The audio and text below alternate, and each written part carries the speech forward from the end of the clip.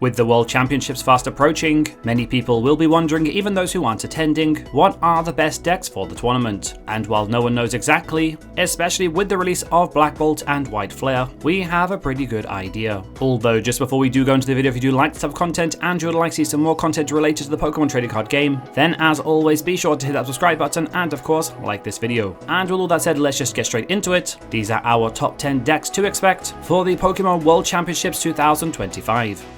Number 10.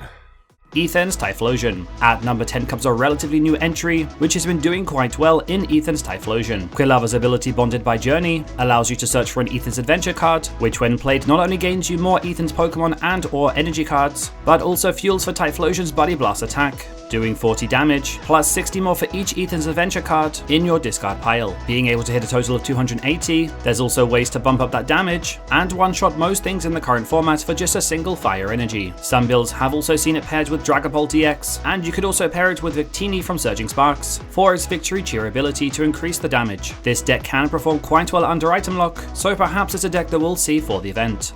Number 9. Joltik Box. This deck relies on typically going second with this small 30 HP Joltik with this Jolting Charge attack, allowing you to search for basic grass and lightning energy from your deck and attach them to any of your Pokemon. Given that you can attach up to 2 grass and 2 lightning energy, this is very easy to power up your Pokemon, which can be paired with cards like Pikachu EX and Iron Hands EX to name a few. You could also add cards like Lily's Clefairy EX for the Dragapult matchup and cards like Iron Leaves if you want to. While this deck is very aggressive, it can fall short if you're unable to get off a turn 1 attack. However, it's a deck that certainly may still see play, given how fast it is, and one that has done quite well in recent tournaments. Number 8. Crustle Stall. With the X's being so prominent in the format, Crustle becomes an obvious play, so if you're looking for that anti-meta deck in the format, then perhaps this is the one. Its ability Mysterious Rock In stops all damage done to it by EX Pokemon, meaning that it can't be knocked out. In addition, you also run Iron Thorns EX, which stops a lot of abilities from Pokemon that have rule boxes, as well as being a solid attacker, but it's certainly the Pokemon in this deck that you want to open up with. This deck is very disruptive after leading your opponent to run out of options. Number 7. Flareon EX. This Flareon EX Noctowl variant is a toolbox deck built for flexibility and consistency. It uses Noctowl as a reliable way of searching out cards from your deck to keep resources flowing, while Flareon EX is your main attacker, dealing 280 damage, which is quite a lot, and can be bumped up. This deck runs a range of evolutions like Sylveon EX, Leafeon EX, and Eevee EX to provide type coverage and situational attacking options, and in addition you also have cards like Pidgeot EX with things like Fezandipity and optional attacking options such as Terrapagos EX. This deck also runs strong supporter cards like Iono, Crispin, and Briar, and overall is just a rainbow style energy spread deck that allows it to be very versatile depending on the matchup that you're playing against. Number 6. Charizard EX. This deck is still strong because it combines a fast setup along with Dragapult EX for damage spread and big knockout potential. Infernal Rain is the energy acceleration within this deck, and you can also hit some pretty big numbers in later game with Burning Darkness, and of course Dragapult, not just for consistency with Dracloak, but also makes a solid attacker in itself, spreading 6 damage counters and softening up your opponent's Pokemon. That said, Charizard is also a dark type, meaning that it does hit weakness on another popular archetype in Gardevoir EX, which is a deck that I'm sure will feature a lot at the tournament.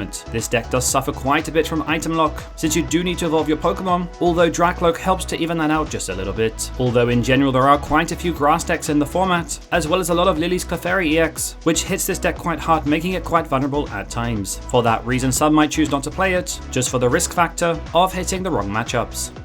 Number 5. Miraidon EX. Miraidon EX is one of the fastest decks in the current format in Black Bolt and White Flare, as with its tandem unit ability, allows you to search basic lightning Pokemon and put them on your bench. What this deck gains from Black Bolt and White Flare is Electric, a Pokemon that provides a reliable energy acceleration from the discard pile, while Electric Generator offers explosive early game aggression, powering up attackers like Iron Hands EX for extra prize cards, especially with things like Prime Catcher and bosses, which is very handy if your opponent is playing an evolution deck and trying to set up with small basic Pokemon, as it allows you to take prize cards very quickly. Some other additions to this deck include the new Zekrom EX as a late game sweeper, and Zeraora is also pretty nice as it does hit 210 damage, which is a great number when you consider cards like Ogerpon EX and Fezandipity EX both have 210 HP. You can also pick off other things on the bench like Mew EX or Squawkabillies to name a few. Overall, this deck is certainly a deck that I would expect to feature, especially with how many low HP Pokemon there are in the format and how quickly you can power up Iron Hands EX. Number 4. Raging Bolt. This deck, having been around for a while now, focuses on Raging Bolt's Bellowing Thunder attack to score those big one-hit knockouts by discarding several basic energy from your Pokemon. Given Ogerpon EX's Teal Mask ability, it allows you to attach energy quicker, while you also have cards like Professor Sada's, which acts as an energy acceleration, as well as a way of drawing more cards, especially helpful for when you do need to get 2 energy onto your Raging Bolt EX in a single turn, with the additional manual attachment. Where this deck does struggle is against item lock, as not having access to your item cards can hurt you in not being able to recover cards to recover energy, for example things like Superior Energy Retrieval, or even just Energy Retrieval, and as a result, prevent you from hitting those higher numbers. That said, given how fast it is, it's a deck that we expect will feature on the day. Number 3.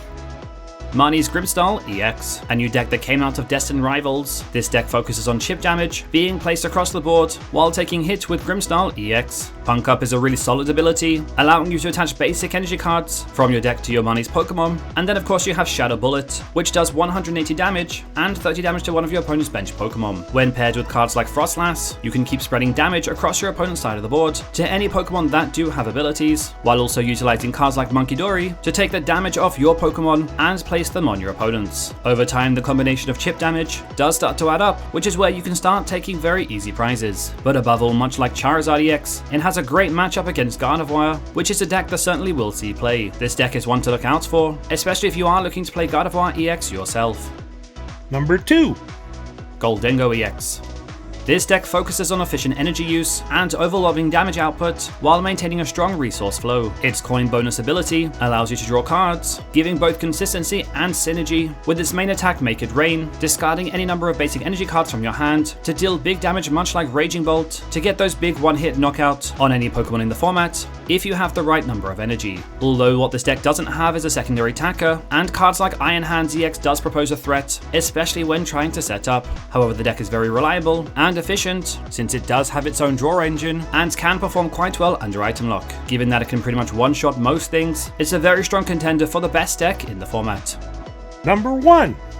Jellicent EX, often referred to as Gardevoir EX. This is a deck that has been around for a while now, with Gardevoir EX's Psychic Brace ability to power up attackers like Screamtail and move off the damage with Munkidori. However, what this deck now gains is Jellicent EX, a stage 1 with its ability Oceanic Curse, which item locks and tool locks your opponent when in the active spot. Considering how many decks rely on item cards in order to set up, especially with so many evolutions in the format, this is really big and extremely powerful. With Gardevoir EX, you can power it up, hitting for 160 damage and gradually removing the damage off with your Munkidoris. Although with the whole deck being weak to dark, this could see the rise of decks like Marnie's Grimmsnarl EX or even Charizard EX. However, there's no doubt that this deck will certainly be the one to beat at the World Championships, and one that we fully expect a lot of people to be playing. And so there you pretty much have it. Those are our top 10 decks for the Pokemon World Championships 2025. So what did you think of our list? Do you agree with our top 10? Or perhaps you think there was a deck not on this list that should have been included? If so, do let us know your thoughts and opinions in the comment section below. We would love to hear it. And of course, not forgetting that if you do like this type of content and you would like to see some more content related to the Pokemon trading card game, then as always be sure to hit that subscribe button and of course